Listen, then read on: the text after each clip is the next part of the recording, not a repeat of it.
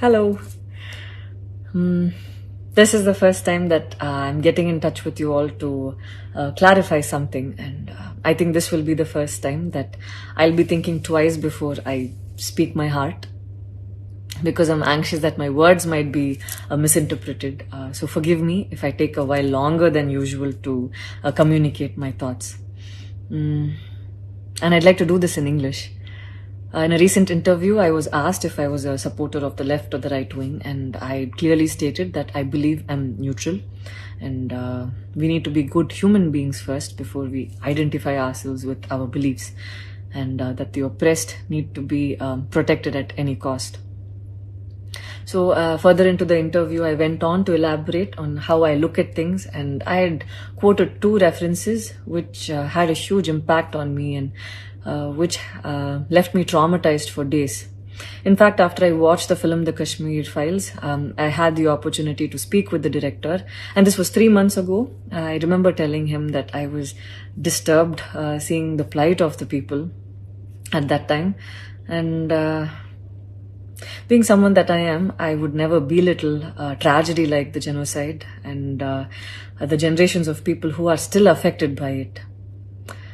Having said that, I can never come to terms with the mob lynching incident that had taken place during our COVID times, because I remember seeing that video and being shaken for days.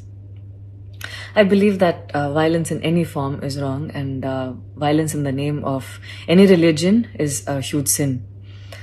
So this is all that I wanted to, this is all that I intended to say, and that's all.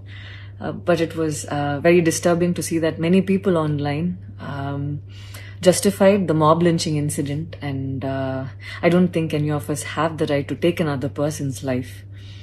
Being a medical graduate, I believe that all lives are equal and all lives are important. And I hope a day doesn't come when a child is born and he or she is scared of his or her identity. And I pray that we're not heading towards that, at least.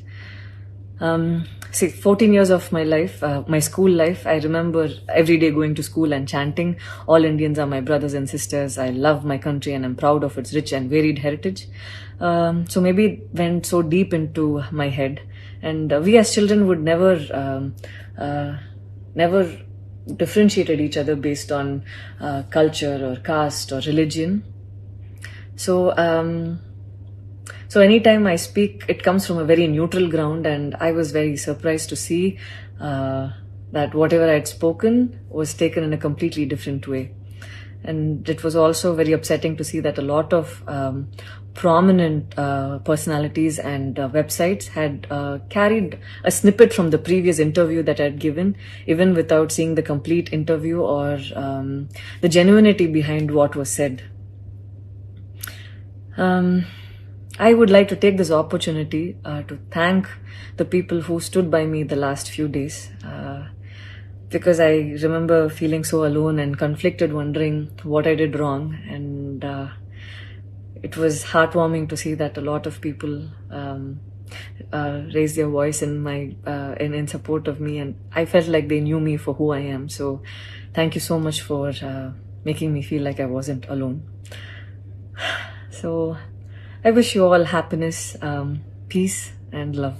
Thank you so much.